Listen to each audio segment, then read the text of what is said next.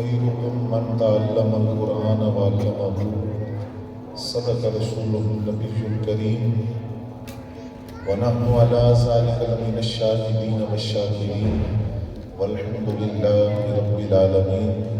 الصلاة والسلام عليك يا رسول الله وعلى آلك وأصحابك يا حبيب الله. الصلاة والسلام عليك يا رسول الله وعلى آلك وأصحابك يا حبيب الله.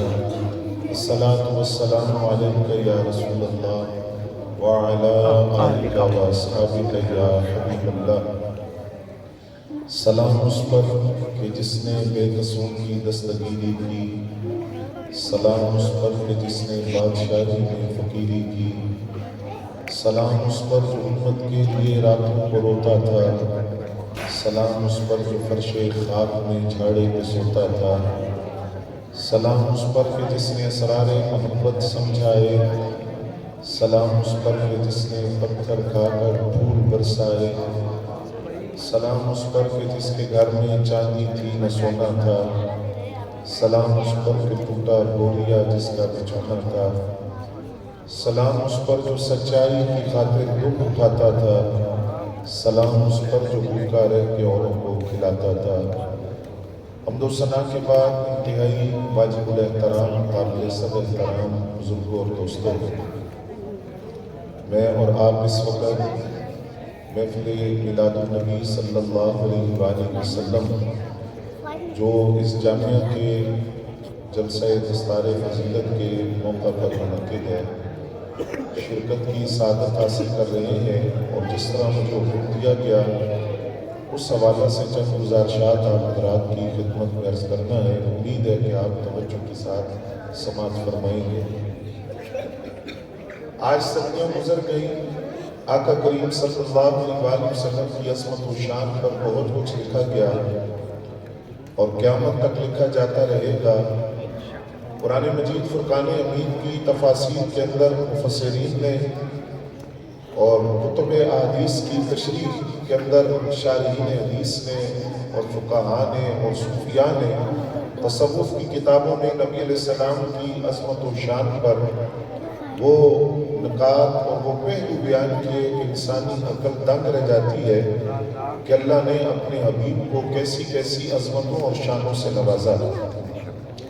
لیکن کسی مفسر، محدث، فقیہ اور صوفی نے یہ دعویٰ نہیں کیا کہ میں نے نبی علیہ السلام کی عظمت و شان کو لکھنے کا حق ادا کر دیا۔ کئی جلدوں کے اندر نبی علیہ السلام کی عظمت و شان، آپ کی کمالات، آپ کی صفات پر کتابیں موجود ہیں، اور ہر محدث اور مفسر نے اپنی تحقیق پیش کرنے کے بعد یہی کہا کہ زندگیاں ختم ہوئی اور قلم ٹوٹ گئے، تیرے اوصاف کا ایک بات بھی پورا نہ ہوا۔ نبی علیہ السلام کی ایک صفت کو لکھنے کا یا بیان کرنے کا حق ادا نہیں ہو سکتا، قیامت تک بھی کوئی اس کو بیان کرتا رہے، لکھتا رہے۔ وہ عظمت و شان، وہ کمالات اللہ نے اپنے حبیب کو عطا فرمائے۔ انہی عظمت و شان اور رفتوں میں سے نبی علیہ السلام کی عظمت کا یہ پہلو ہے کہ آپ کے سینہ اقدس پر جو کتاب اقدس نازل ہوئی، وہ ساری کتابوں کی سردار کتاب قرار پائی، کیونکہ وہ کتاب مقدس ہے جس کے بارے میں خود رب کریم نے اعلان فرمایا کہ اس کو نازل بھی ہم نے کیا ہے، اس کی حفاظت بھی ہم کریں۔ قرآن مجید فرقان حمید نبی علیہ السلام کا وہ زندہ جاوید معجزہ ہے جس کو آج بھی ہم اپنی آنکھوں سے دیکھتے ہیں، زیارت کرتے ہیں، اور اس کے معجزہ ہونے کی اگرچہ بہت ساری وجوہات ہیں، لیکن ان میں سے دو بنیادی وجوہات ہیں۔ ایک کہ قرآن مجید آج سے صدیاں پہلے جس طرح نبی علیہ السلام کے سینہ اقدس پر نازل ہوا، اسی طرح آج ہمارے سامنے موجود ہے۔ اس میں زبر زیر پیش کی تبدیلی بھی نہیں ہوئی، اس کا کوئی لفظ نہیں بدلا جا سکا، اس کی مثل لانے کی بات بہت لوگوں نے کی، اور خود قرآن نے چیلنج کیا کہ اگر تم اس کی مثل لانا چاہتے ہو تو ایک صورت بنا کر لاؤ، ایک آیت بنا کر لے آؤ۔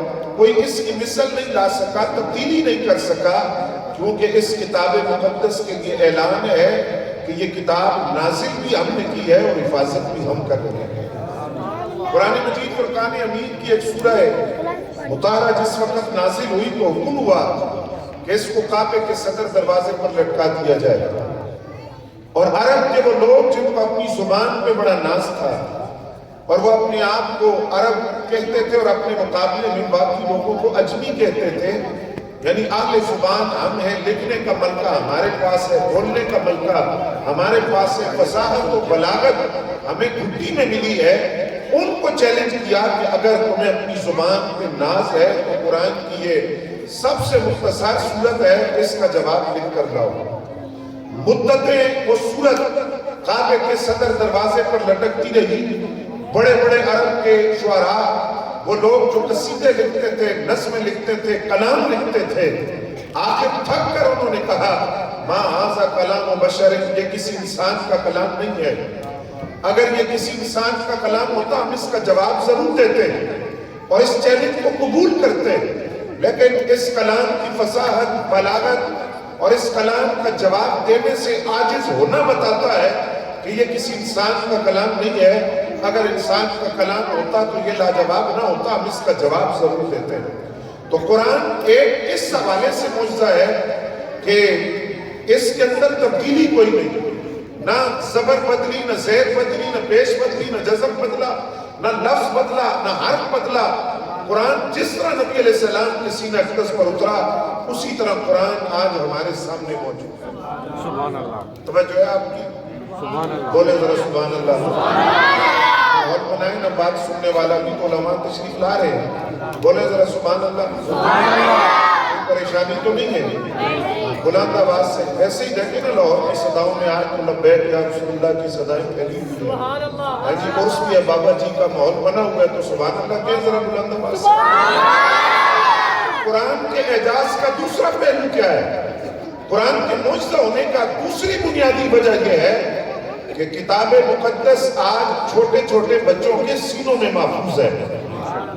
آپ دیکھیے کہ تورات، زبور، انجیل عالم یہودیت کے اندر یا عالم عیسائیت کے اندر جو ان کے بڑے بڑے عالم ہیں، ان میں سے ان کے پادری ہوں یا اخبار ہو، کوئی یہودیوں کا اخبار یا عیسائیوں کا پادری یہ دعویٰ نہیں کر سکتا کہ اس کو اپنی مقدس کتاب زبانی یاد ہے، تورات یاد ہے، یا زبور یاد ہے، یا انجیل یاد ہے. یہ قرآن ہے جو اس امت کے چھوٹے چھوٹے بچوں کے سینوں میں محفوظ کیا گیا.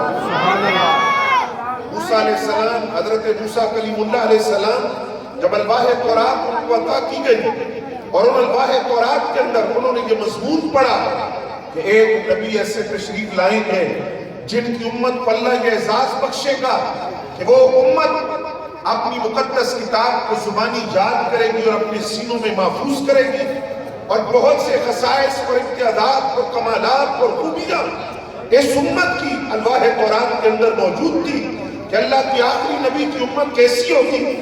تو موسیٰ کلیم اللہ علیہ السلام نے اس امت کی شان پڑھ کر اللہ کی بارگاہ میں عرض کیا الہی یہ امت مجھے عطا فرما. تو جواب ملا کہ آپ کلیم اللہ ہیں، یہ امت حبیب اللہ کو ملے گی. تو پھر عرض کیا الہی اگر یہ امت مجھے نہیں مل سکتی تو مجھے اس امت میں شامل فرما دے جو خاتم النبیین کی امت ہو. سبحان اللہ. اس کا احساس یہ ہے کہ وہ اپنی مقدس کتاب کو زبانی یاد کریں گے، قرآن ان کے سینوں میں محفوظ ہوگا اور کتاب مقدس ان کے سینوں میں محفوظ ہوگی. اور یہ کتاب مقدس کس طرح سینوں میں محفوظ ہے؟ اگر آپ توجہ فرمائیں تو 1252 کا ایک منظر آپ کو دکھاتا ہوں. چنگیز خان کا پوتا ہے، ہلاکو خان اس کو کہا جاتا ہے. اس نے مسلمانوں پر شک خون مارا، خون کی ہولی کھیلی گئی، بغداد کو لوٹا گیا اور تاریخ کہتی ہے کہ 10 لاکھ مسلمانوں کو قتل عام کیا گیا، 10 لاکھ مسلمانوں کو خون کے اندر نہلایا گیا. اس وقت جب بغداد جو علم اور روحانیت کا مرکز تھا اور وہ بغداد کے اندر موجود تھا، تو اس نے اعلان کیا کہ بغداد کے جتنی خانقاہیں ہیں، بغداد کی جتنی مسجدیں، بغداد کے جتنے مدارس ہیں، ان سے جو مسلمانوں کا علمی ورثہ ہے، کتابیں ہیں، اور پھر سب سے بڑھ کر قرآن مجید کے جو نسخے ہیں ان کو لا کر یا تو دریا برد کر دو، آگ لگا دو، معاذ اللہ جلا کر راکھ کر دو یا دریا میں بہا دو. اس کے اپنے سپاہیوں نے پوچھا کہ تمہاری قرآن کے ساتھ معاذ اللہ اس نفرت کی وجہ کیا ہے؟ اس نے کہا قرآن فتنے کا سبب ہے، قرآن کی وجہ سے فتنہ ہے. دیا جائے، قرآن مجید کا وجود دنیا سے مٹ جائے تو امن ہو جائے گا۔ آج جس طرح لبرل زدہ کہتے ہیں، مغرب زدہ لوگ کہتے ہیں، تو قرآن کو ختم کر دو۔ کیسے؟ آگ جلاؤ یا دریا کے اندر بہا دو۔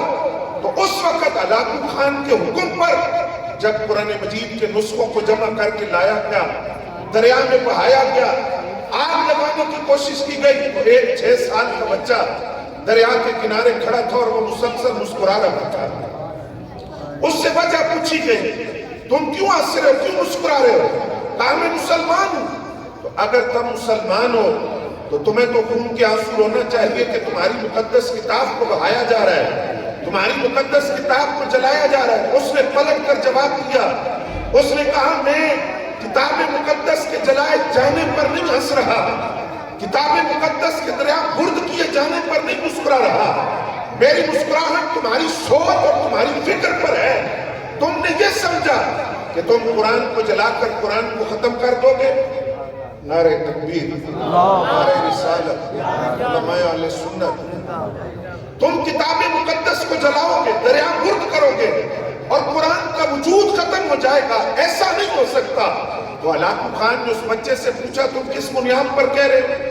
وہ 6-7 سال کا بچہ، اس نے علاقو خان سے کہا تم نے یہ سمجھا کہ شاید یہ انجیل ہے، تورات ہے، زبور ہے جو 2 گدوں کے درمیان محفوظ ہے؟ نہ، یہ قرآن ہے، قرآن، اور قرآن کے ایک اعجاز کی وجہ اور اس کے معجزہ ہونے کی وجہ یہ ہے کہ اللہ نے اپنے حبیب کے غلاموں کے سینوں میں محفوظ کیا ہوا ہے۔ نعرہ تکبیر، نعرہ تکبیر، نعرہ رسالت، نعرہ حیدری، عظمت و شان مصطفیٰ۔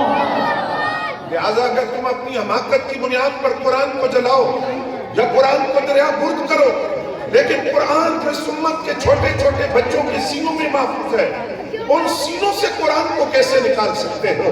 اور یہ وہ کتاب مقدس ہے حضرات، آج جس کے اعزاز کی تقریب ہے، آج جن بچوں نے اپنے سینوں میں قرآن کو محفوظ کیا، یہ ان کے اعزاز کے لیے تقریب ہے۔ ہمارے گھروں میں وہ کتاب مقدس موجود ہے، ہم نہ اس کو پڑھتے ہیں نہ سمجھنے کی کوشش کرتے ہیں، لیکن ذرا سنیے اس قرآن کی اثر انگیزی کیا ہے۔ حضرت ابو طفیل عمرو دوسی رضی اللہ تعالیٰ عنہ، آپ جس وقت مکہ میں آئے، قبول اسلام نہیں ہے، اسلام قبول نہیں کیا، مکہ المکرمہ میں آئے تجارت کی غرض سے، حضرت ابو طفیل بن عمرو دوسی رضی اللہ تعالیٰ عنہ کو وہاں لوگوں نے کہا تم یہاں تجارت کے لیے آئے ہو، لیکن ایک بات یاد رکھنا، یہاں ایک شخص نے نبوت کا دعویٰ کیا ہے اور وہ کہتا ہے میں اللہ کا نبی ہوں، اور وہ ایسا کلام پڑھتا ہے جو کانوں کے راستے دل میں اترتا ہے، وہ ایسا کلام پڑھتا ہے کہ جس کی اثر انگیزی ہے کہ اس کتاب مقدس کو سننے والا فوراً اس پر ایمان لاتا ہے اور اس کے دین اسلام کو قبول کرتا ہے۔ حضرت ابو طفیل عمرو دوسی رضی اللہ تعالیٰ عنہ فرماتے جب میں مکہ میں داخل ہوا مجھے اس قدر ڈرایا گیا، اس قدر پریشان کیا گیا اور اس قدر خوفزدہ کیا گیا کہ وہ کتاب مقدس قرآن اس کو سننا نہیں ہے، اگر تم نے سن لیا تو پھر تم اپنے آباء و اجداد کا دین پرستی چھوڑ دو گے، بت پرستی چھوڑ دو گے، لہذا قرآن نہیں سننا، قرآن کی آواز تمہارے کانوں میں نہ پڑے۔ حضرت ابو طفیل فرماتے ہیں میں نے کپڑا یا روئی لی اور کانوں میں ٹھوس سن رہے ہیں آپ، توجہ ہے، کانوں کے اندر روئی ٹھوس لی کہ قرآن کی آواز میرے کانوں میں نہ جائے، کپڑا لے کر کانوں میں ٹھوس لیا کہ قرآن کی آواز میرے کانوں میں نہ جائے۔ حضرت ابو طفیل فرماتے ہیں اسی حالت کے اندر کہ کانوں میں روئی ٹھوسی ہوئی اور میں بیت اللہ کا طواف کرنے کے لیے گیا، بیت اللہ کا طواف کرتے ہوئے میں نے ایک ایسے وجیع انسان کو بیت اللہ کا طواف کرتے ہوئے دیکھا جس کا حسن و جمال دیکھ کر میرے دل سے آواز آئی کہ ہو نہ ہو یہی اللہ کے نبی ہے، یہ وہی نوجوان ہے جس نے نبوت کا اعلان کیا۔ تو کہتے ہیں میں نے اپنے نفس سے کہا کہ ذرا اپنے کانوں سے روئی نکال کر وہ قرآن کو سن، تو اچھے برے کلام کی تمیز رکھتا ہے، قرآن سن کر اثر قبول کرنا نہ کرنا تیری مرضی ہے، ذرا سن تو لے یہ نبی کہتے کیا ہے۔ حضرت ابو طفیل فرماتے میں نے کانوں سے روئی نکالی، میں ان کے قریب ہوا میں نے قرآن ان کی زبان سے سنا، وہ طواف سے فارغ ہوئے، اپنے گھر کی طرف چلے تو میں ان کے پیچھے ان کے کاشان اقدس میں چلا۔ میں نے ان سے کہا جناب وہ جس کتاب کی آپ تلاوت کر رہے تھے ذرا وہ کتاب تو پڑھیے۔ نبی علیہ السلام نے قرآن مجید کی آخری 2 سورتیں پڑھ کر سنائی، اور آخری 2 سورتوں کو نبی علیہ السلام نے جب پڑھا تو حضرت ابو طفیل دوسی فرماتے ہیں وہ قرآن میرے کانوں کے راستے میرے سینے میں اترا، اور میں نے عرض کیا اپنا ہاتھ آگے بڑھائیں، میں بیعت کر کے دائرہ اسلام میں داخل ہوتا ہوں۔ سبحان اللہ۔ فرماتے ہیں یہ قرآن کی اثر انگیزی تھی، یہ قرآن تھا، یہ کتاب مقدس تھی، یہ کتاب لاریب تھی، یہ وہ نسخہ کیمیا تھا، وہ کتاب انقلاب تھی جس نے میرے دل میں انقلاب برپا کیا۔ اور میں نے نبی علیہ السلام سے وعدہ کیا کہ قرآن اور صاحب قرآن نے میرے دل پر یوں اثر کیا ہے کہ میں آپ سے وعدہ کرتا ہوں کہ میرا پورا قبیلہ کلمہ پڑھ کر دائرہ اسلام میں داخل ہوگا۔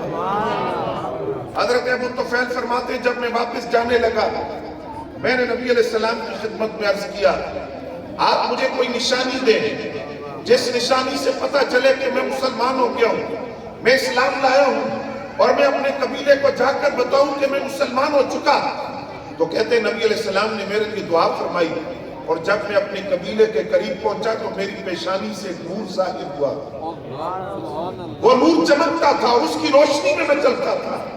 لیکن جب قبیلے کے قریب پہنچا تو میں نے رب سے دعا مانگی کہ الہی اس نور کو کہیں اور منتقل کر دے، لوگ یہ نہ کہے کہ اس کا چہرہ بگڑ گیا ہے اور اس کی پیشانی میں یہ کیسی چیز ظاہر ہوئی۔ تو فرماتے وہ نور میری پیشانی سے میری عصا اور لاٹھی میں منتقل ہوا، اور اس کی روشنی میں میں چلتا رہا، اور میں نے اپنے قبیلے سے کہا کہ میں ایسا کلام سن کے آیا ہوں جس کلام نے میرے دل میں اتنا اثر کیا ہے کہ میں اپنا جان اور مال اس نبی کے قدموں میں رکھ کر آیا ہوں۔ کہ حضرت ابو طفیل دوسی تھے، قرآن کی تاثیر کے نتیجے میں یہ خود بھی اور ان کا پورا قبیلہ دائرہ اسلام کے اندر داخل ہوا۔ سبحان اللہ۔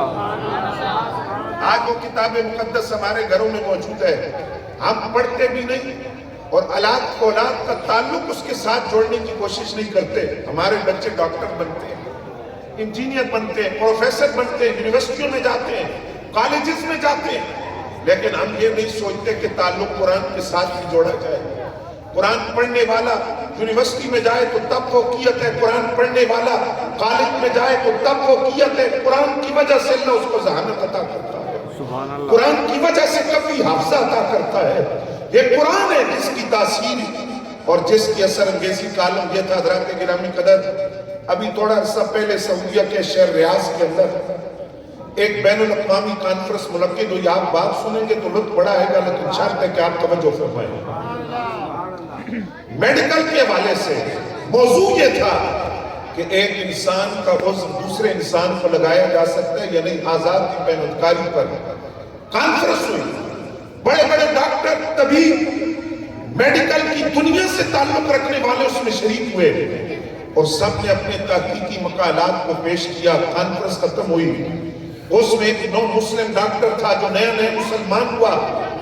جب کانفرنس ختم ہوئی تو بڑے بڑے مسلم سکالرز نے اس کو گھیرا، اس کے ارد گرد اکٹھے ہوئے اور اس سے پوچھا کہ تو نے کلمہ پڑھا ہے، تو نیا نیا مسلمان ہوا ہے، تو یہ بتا کوئی وجہ، کوئی اسلام کے تاثیر اور اثر کی کوئی وجہ جو تو نے دیکھی ہے۔ عام بندہ کلمہ پڑھے تو بات اور ہے، لیکن ایک میڈیکل کی دنیا سے تعلق رکھنے والا اسلام قبول کرتا ہے، اس نے جو بات دیکھی ہے وہ یقیناً قابل توجہ ہے کہ تو نے کیا دیکھا ہے۔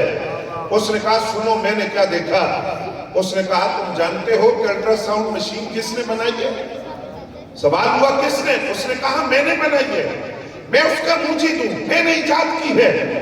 الٹرا ساؤنڈ مشین کو میں نے بنایا، لیکن تب میں مسلمان نہیں تھا، اسلام نہیں لایا تھا، کلمہ نہیں پڑھا تھا۔ جب میں نے اس الٹرا ساؤنڈ مشین کو بنایا تو سائنس کی دنیا میں ایک منجال آیا کہ ایک ایسی مشین بنی ہے جس سے پتہ چلے گا بچے کی جنس کیا ہے۔ ماں کے پیٹ میں جو بچہ ہے وہ مذکر ہے، مؤنث ہے۔ ماں کے پیٹ کے اندر بچہ کن تحلیقی مراحل سے گزرتا ہے، اور وہ کہتا ہے میرا خیال تھا کہ اس سے پہلے انسان کو یہ پتہ نہیں چل سکا کہ بچہ دنیا میں آتے ہوئے 9 ماہ کے اندر کن کن مرحلوں سے گزرتا ہے۔ میں خوش تھا کہ میں نے ایک ایسی مشین بنائی ہے الٹرا ساؤنڈ مشین سے پتہ چلے گا کہ انسان اپنی تخلیق کے لیے کن کن مراحل سے گزرتا ہے۔ بڑی مبارکبادیں ملی، بڑی خوشی منائی گئی کہ تم نے الٹرا ساؤنڈ مشین بنائی ہے، لیکن وہ کہتا ہے کہ مجھے کسی شخص نے قرآن مجید کا انگریزی زبان میں ٹرانسلیٹ کیا ہوا ترجمہ دیا کہ یہ ہماری مقدس کتاب ہے قرآن، ذرا اس کا مطالعہ کرو اور تم اس کو پڑھو۔ تو وہ سائنٹسٹ کہتا ہے، ڈاکٹر کہتا ہے، جب میں نے قرآن کو پڑھا اور قرآن مجید کی سورہ مومن کو میں نے کھولا تو وہاں رب کریم انسانی تخلیق کے سارے مراحل کو بیان کر رہا ہے۔ وہاں رب فرماتا ہے کہ انسان پہلے ایک پانی کا قطرہ ہے، پھر وہ جمع ہوا خون گوشت کا لوتھڑا بنتا ہے اور 9 ماہ کے اندر کن کن مرحلوں سے گزرتا ہے۔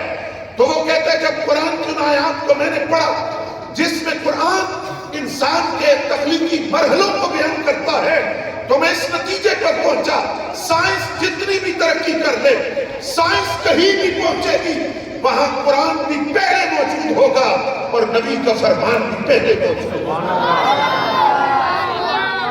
وہ کہتا ہے قرآن مجید کی ان آیات کو میں نے پڑھا اور میری عقل دنگ رہ گئی جس وقت میں نے صاحب قرآن کے فرامین کو پڑھا۔ قرآن تو بیان کرتا ہے کہ انسان تخلیق کے لیے کن مراحل سے گزرتا ہے۔ وہ پہلے پانی کے قطرہ ہے، جمع ہوا خون ہے، گوشت کا لوتھڑا ہے، لیکن عقل دنگ رہ گئی جس وقت صاحب قرآن کا فرمان پڑھا کہ 40 دن یہ مدت ہوتی ہے، 40 دن بعد مرحلہ بدلتا ہے، کیفیت بدلتی ہے۔ تو میں نے کہا قرآن مرحلے بیان کر رہا ہے، صاحب قرآن مدت بیان کر رہا ہے، تو اگر آج سے صدیوں پہلے جب الٹرا ساؤنڈ مشین نہیں تھی، کوئی سائنسی آلہ نہیں تھا، مدینہ طیبہ میں بیٹھ کر انسانی تخلیق کے مرحلوں کو کوئی بیان کر رہا تھا، اس کا مطلب یہ ہے کہ خدا بتا رہا تھا اور مصطفیٰ بیان کر رہے تھے۔ اس وقت کوئی الٹرا ساؤنڈ مشین نہیں ہے، کوئی سائنسی آلہ نہیں ہے، تو یہ کس نے بتایا؟ قرآن نے بتایا، صاحب قرآن نے بتایا۔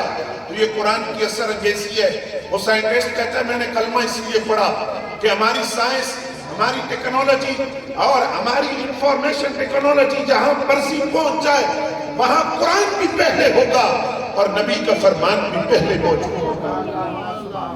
یہ قرآن ہے جو آج ہمارے گھروں میں موجود ہے۔ ہم اپنا تعلق بھی اس سے نہیں جوڑتے۔ قرآن فقط پڑھنے کے لیے نہیں، قرآن سمجھنے کے لیے بھی ہے۔ اس سے اگلا مرحلہ قرآن عمل کرنے کے لیے بھی ہے۔ قرآن صرف قسمیں کھانے کے لیے نہیں آیا۔ قرآن دین کے معاملات کو اس پر ہاتھ رکھ کر قسمیں کھا کر جرگوں کے فیصلوں کے لیے نہیں آیا۔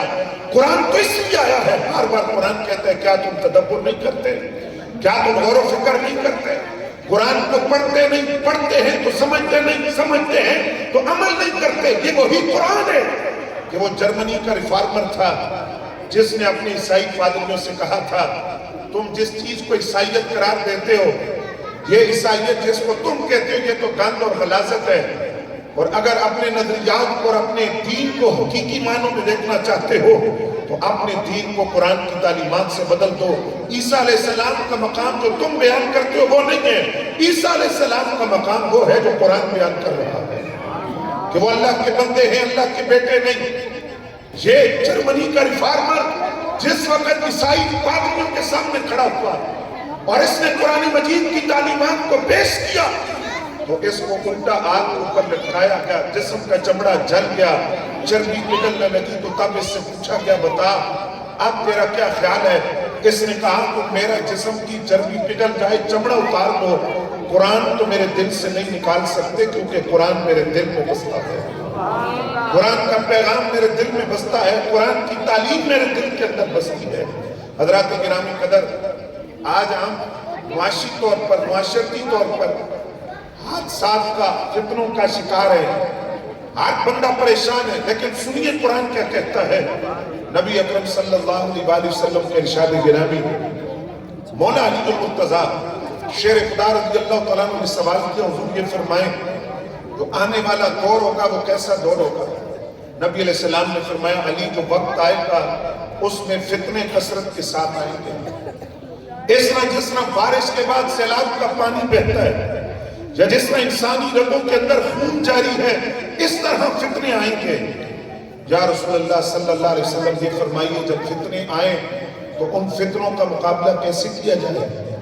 آقا کریم نے حل بھی بتایا، فرمایا علی جب فتنے آئیں تو قرآن کو مضبوطی سے پکڑ دینا، قرآن کا دامن نہ چھوڑنا، قرآن کو مضبوطی سے پکڑ لینا۔ اور جس نے قرآن مجید کو فتنوں کے دور کے اندر قرآن کو مضبوطی سے پکڑ لیا، فرمایا گارنٹی ہے وہ کبھی گمراہ نہیں ہوگا، اس کے لیے جنت کا راستہ آسان ہوگا جو قرآن کا دامن نہیں چھوڑے گا، قرآن کو مضبوطی سے پکڑ کر رکھے گا۔ اور پھر فرمایا قرآن تو رسی ہے جو بندے کو رب سے ملاتی ہے۔ بندہ اگر رب سے ملنا چاہتا ہے وہ قرآن سے تعلق جوڑے، قرآن مجید کو مضبوطی سے تھام لے۔ یہ رسی ہے جو اللہ تک پہنچاتی ہے، جو رب تک پہنچاتی ہے۔ اور قرآن کو کتاب مقدس ہے جو پڑھنے والے کو میدان حشر کی سختیوں میں تنہا نہیں چھوڑے گی، پریشان نہیں کرے گی۔ کیسے؟ فرمایا جس نے قرآن سے محبت کی، قرآن کو پڑھا، قرآن سے تعلق جوڑا، قرآن کو سمجھا، قرآن پر عمل کیا، کل جب وہ نفسی نفسی کے عالم میں قبریں پھٹے گی، قبر سے باہر آئے گا تو آگے قرآن لباس بشریت میں بشر کی صورت میں کھڑا ہوگا اور قرآن صاحب قرآن کے ساتھ اس قرآن پڑھنے والے کا استقبال کرے گا تو وہ پڑھنے والے سے کہے گا آپ میرے ساتھ چل، میں تجھے کہاں لے کر جاؤں گا؟ میدان حشر کے اندر اس کے سر پر عزت کا تاج رکھا جائے گا۔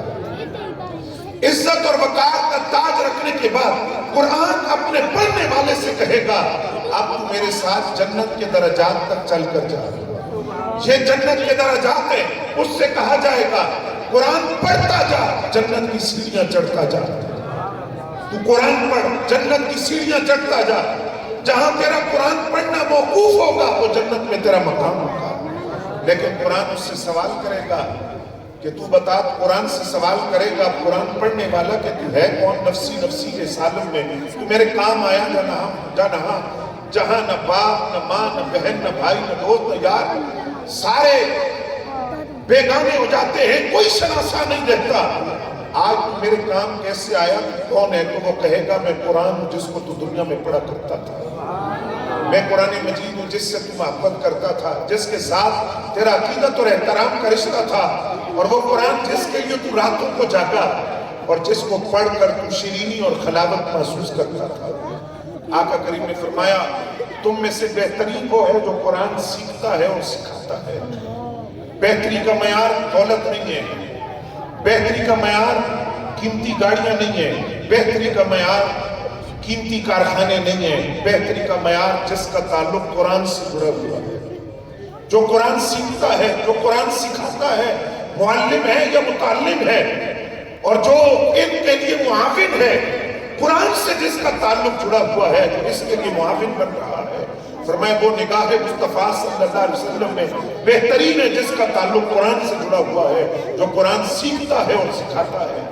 آپ نے حدیث سنی ہوگی، نبی علیہ السلام نے ارشاد فرمایا کہ جب بندہ مومن دنیا سے چلا جاتا ہے اس کا نام اعمال نیکیوں والا کھاتا بند ہو جاتا ہے، دنیا دار العمل ہے، اب عمل کی سکت نہیں ہے اس کو جب وہ دنیا سے چلا گیا، لیکن 3 عمل ایسے ہیں جو اس کے مرنے کے بعد بھی اس کو فائدہ دیتے ہیں۔ ان میں سے پہلا عمل صدقہ جاریہ، مدرسے کی صورت کے اندر، مسجد کی صورت، پانی کی سبیل، راستہ بنا دیا لوگوں کے لیے، کوئی ایسا کام جس سے لوگ فائدہ اٹھاتے ہیں۔ اب وہ بنانے والا کو دنیا سے چلا گیا لیکن ثواب اس کو قبر میں برابر پہنچ رہا ہے۔ دوسرا فرمایا علم سکھایا، ہنر سکھایا کسی کو، اور وہ علم اور ہنر سینہ بسینہ منتقل ہوتا رہا، اس کا فائدہ آگے چلتا رہا، تو سکھانے والے کو، ہنر سکھانے والے کو، علم تعلیم دینے والے کو قبر میں فائدہ پہنچتا رہے گا۔ اور تیسری بات فرمایا اولاد نیک ہو، قرآن پڑھ کر اپنے والدین کو صالح ثواب کرتی ہو تو اس کا ثواب بھی والدین کو پہنچے گا اگر اولاد قرآن جاننے والی ہو۔ اب آپ سے میں ایک سوال کرنا چاہتا ہوں، بتائیے آج ہم اپنی اولاد کے لیے سب کچھ کرتے ہیں، جائیداد بھی بناتے ہیں، بعض اوقات ہم دھوپ اور چھاؤں کی تمیز بھی نہیں کرتے، رات اور دن کا فرق بھی نہیں کرتے، اولاد کے لیے کما کر لاتے ہیں، لیکن یہ بتائیے کہ ہم نے اپنی آخرت کے لیے اولاد کو کیا سکھایا؟ اولاد کا تعلق قرآن سے جوڑا یا نہیں جوڑا؟ اولاد کو قرآن سکھایا یا نہیں سکھایا؟ تو اس نفسی کے عالم کے اندر جو مادیت پرستی کا دور ہے، اس مادیت پرستی کے دور کے اندر ایسے مدارس جہاں قرآن کے نور سے سینوں کو منور کیا جا رہا ہے، قرآن کی خلاوت اور شیرینی سے زبانوں کو میٹھا کیا جا رہا ہے، یہ غنیمت ہے۔ آقا کریم صلی اللہ علیہ وسلم کی نگاہ ناز میں جو بہتری کا معیار ہے وہ قرآن سیکھنے والا اور سکھانے والا ہے، جس کا تعلق قرآن سے جڑا ہوا ہے۔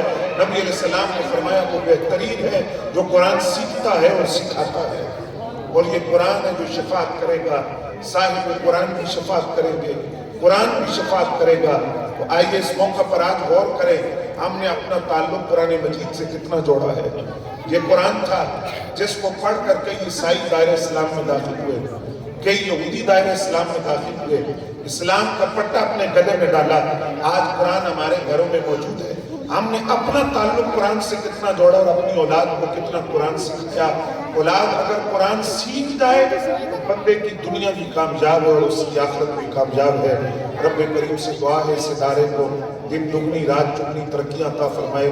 جن بچوں نے قرآن مجید کو یاد کیا ان کے والدین سے گزارش ہے، یہ آخری سٹاف نہیں ہے، یہ آخری آپ کا سٹاف نہیں ہے، آگے بڑھیے، اپنے بچوں کو دینی تعلیم سکھائیے، درس نظامی کے ساتھ وابستہ کیجیے۔